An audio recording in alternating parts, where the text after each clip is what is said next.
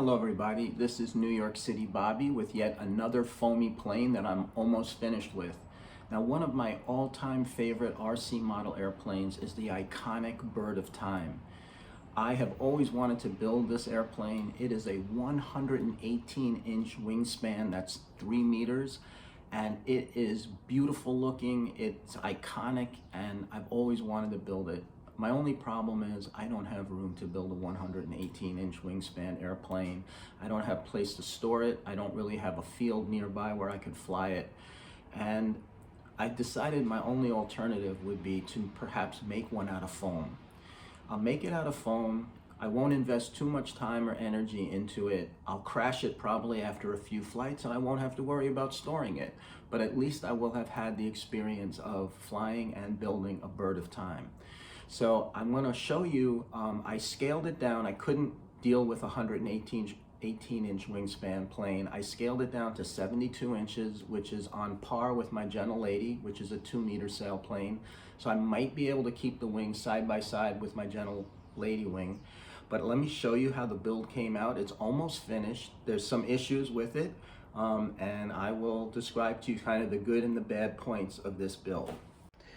So here is the completed Bird of Time sitting on the floor of my living room. It's so large, there's really very few places I can film it from and still be able to get the entire airplane into the picture. But you know, here it is. I think I've pretty well captured the beauty of the airplane. And let's go over some of the good news and the bad news of the airplane. At the present time, all the RC equipment and the battery and everything is in the airplane, and it weighs about 14 ounces. However, there is a problem. My center of gravity is off, and we'll talk about that as well. Notice, or I should say, the Bird of Time in its glider form is a 2-channel airplane. It just has rudder and elevator control. The wings have no ailerons, which does make the construction of the wings quite a bit simpler. Let me describe one of the, I'd say one of the parts of the airplane that came out pretty well and that I'm pretty satisfied with is the wing construction. Now again, because the wing of the Bird of Time has no ailerons, the construction can be quite a bit simpler. I used a technique somewhat similar to what Flight Test uses for their wings, but just with a slight modification. First off, the cross section is a true airfoil shape. It's very thin, thinner than most of the wings you'll see on a Flight Test airplane. I did make ribs. You'll see some still pictures of the construction process. So there are some foam ribs that go through this wing. And if you notice, the back end is sanded. So what I essentially do is, after the ribs are put in, there is a big bevel cut into the bottom of that foam piece, so that when you fold over the top, it's flat on the bottom, as you can see from the cross section. And then the overhang has to be sanded as well. Now the foam is so easy to cut and sand, I'm not really, I could tell you that cutting down that foam presented no major amount of effort. So you end up with a very, very thin wing. Now I did make, I had laser cut some plywood joiners for the joints of the wing in the center and on the polyhedral angles on the outside. However, I wasn't fully trusting of those joints to hold, so I did put some fiberglass on the middle joint. I might put a small amount of fiberglass on those polyhedral joints as well. But other than that, I'm very happy with the way the wing came out. I'll show more details of the construction in some still pictures. If you search the internet, you can find plans for the Bird of Time. I found a full complete plans. It says it was designed by someone named Dave Thornburg. Well, my hat's off to Dave Thornburg for designing this beautiful airplane. One of the most sort of interesting features of the Bird of Time is it has a full flying horizontal stabilizer. So the horizontal stabilizer is controlled with a bell crank right there, built into the side of the vertical fin, and control linkages go all the way back. They control the bell crank with servos mounted in the front of the airplane. So my hatch is here, You can see things are very tight. I have two servos, one for the rudder, one for the full flying horizontal stab. And in the original plans, it calls for the vertical fin to be a 1/4 inch hard balsa wood sandwiched with 1/16 plywood on either side, making it 3/8 of an inch thick. Now that seemed incredibly kind of over-engineered when I looked at the plans.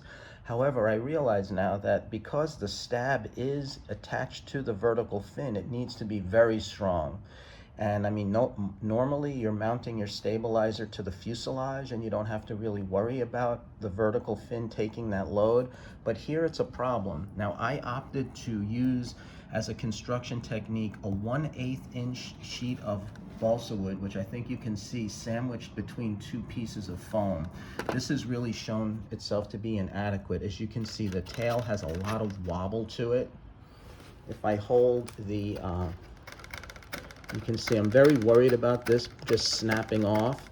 So I put some thread. I tried to run thread as like guy wire to kind of strengthen it, but this has done very little to help. One of the reasons is this distance is not very long. This is an isosceles triangle, and these sides just don't change length that much when you wiggle it, so it's not very effective at reducing the wiggle.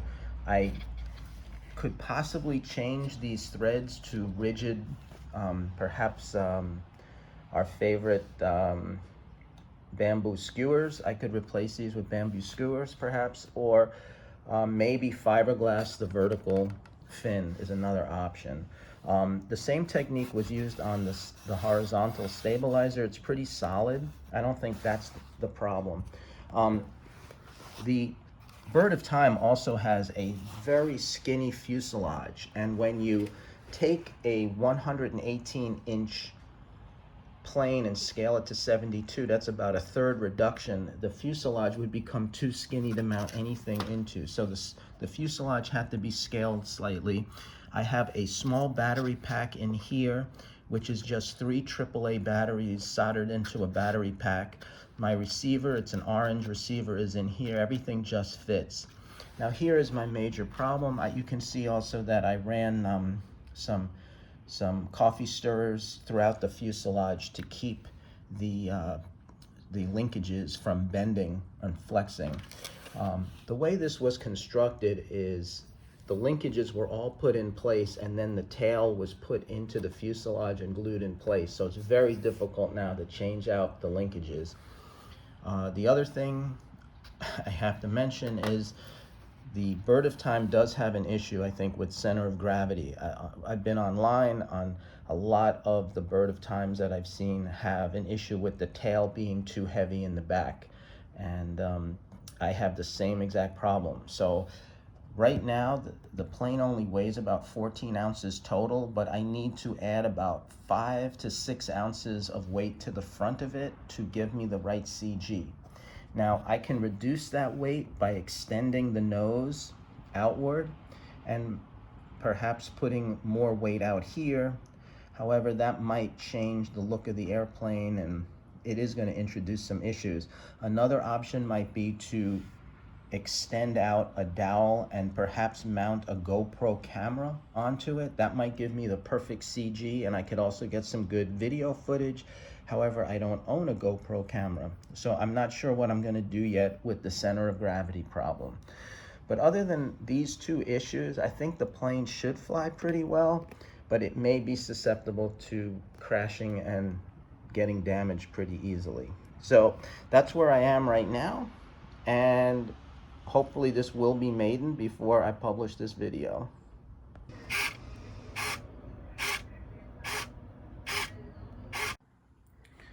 Here is the modifications that I've made to the fuselage to accommodate the two problems, the wiggly tail and the center of gravity being off. So let's just go over here to the tail. I ended up putting fiberglass along this part of the tail here. It's just one little piece I curled around this leading edge, and it's done a lot to strengthen it. So I'm fairly happy with that. Now the center of gravity was another issue. I really didn't know what else to do other than extend the nose. I'm calling this the 45-cent solution because mounted right here are 9 nickels hot glued together and stuck right in this nose area. The way I did it is it's sort of similar to the construction used on the mini trainer at Flight Test. Here's my hatch. Underneath the hatch is what was the original cover, or the original hatch. So you can see this is the original fuselage, is easily visible here. And I just basically glued 2 new side pieces on, and on the bottom as well. It's not actually that bad in a sense that this is the part of the airplane that's going to be landing a lot, and having it doubled is really a good idea. So I'm not really unhappy with the extension. It's just the plane doesn't look quite as beautiful as it did originally, as you'll see when I fully assemble it and show it to you fully assembled. However, this nose section is really sticking out far from what is typical of most model airplanes, and I'm wondering what the effects of it are. I can see where changing the tail section would have a huge effect on the moment created by the tail and the stabilizer. So I could see where changing that dimension would be very significant to changing flight performance. However, making the nose longer, I wonder what it really actually does to flight performance. Now, in addition to those changes, I did put fiberglass.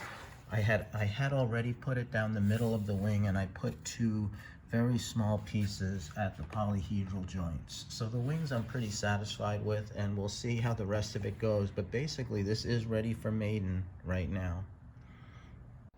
Here is the completed bird of time now. Its completed weight right now, including the 45 cents of nickels, is 487 grams. Can I still call this a bird of time since I've increased the length of the fuselage in front so much? Maybe I should call it le nez for the nose, but it still looks beautiful. It just doesn't have quite that beautiful ratio of curviness that the original bird of time has. So it's kind of morphed into something a little bit different, but let's see how it flies, and we will put the maiden voyage on this video as well.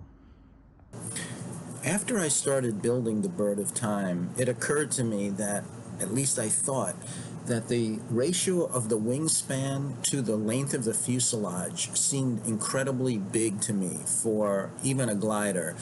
It just seemed like the bird of time's wings were a bit longer compared to its fuselage than other planes I've seen. So I drew up some plan forms of some airplanes that I happen to possess, and at the top of the list you can see is the bird of time. The next one down is a 2-meter sailplane made by Great Plains called the Spirit. I actually have the electric version of the Spirit, which is called the Spectra. It is very similar to the Carl Goldberg Gentle Lady, which is the next plane down. They're both 2-meter sailplanes. The Great Plains Spirit has a semi-elliptical pattern to the wing. That's about the only major differences. And then I also put up, just for fun, the Flight Test Mini Trainer airplane. Now, these have all been scaled such that all their wingspans are the same length, so you can get an idea of the ratio of the wingspan to the fuselage. And as you can see, the Gentle Lady and the Great Plains Spirit plane is very similar in many regards. The wingspan to fuselage ratio is between 1.94 and 1.97, and the center of gravity as located from the tip of the fuselage to the center of gravity is around 0.3 to 33%. However, in the bird of time, you can see that, in fact, the wingspan to fuselage ratio is significantly larger. and the CG is also significantly closer to the front of the airplane. And I think this is why a lot of the bird of times do have an issue with the center of gravity, with the tail being a little bit too heavy. The mini trainer, we're not expecting the same kinds of ratios because it's a trainer, it's not a glider, but you can see in fact that the numbers are quite different for the mini trainer. Now up at the top right, you see the modifications I made to the bird of time, now calling it Linné. The wing span to fuselage is still pretty big, almost 2, but the CG you can see is about 40% from the tip of the airplane now. So just sort of an interesting comparison of different airplanes, and now we'll go for some tosses. I was never able to do a real maiden on this plane, but it will be coming in the next video.